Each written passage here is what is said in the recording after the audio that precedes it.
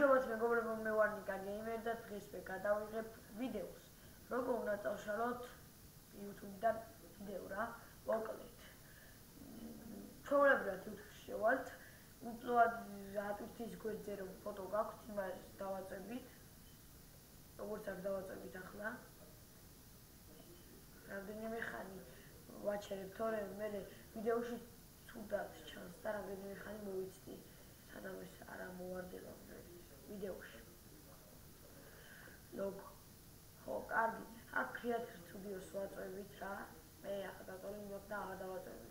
ხო, აი ამას გაგვიხსნის რა. მოკლედ, ამას გაგვიხსნის. აქედან ავირჩიეთ რა, რომელი ვიდეოც არ მოგწონს და რომელი ვიდეოც მოგწონს. მაგალითად, არ მოგწონს მაგალითად ეს ვიდეო.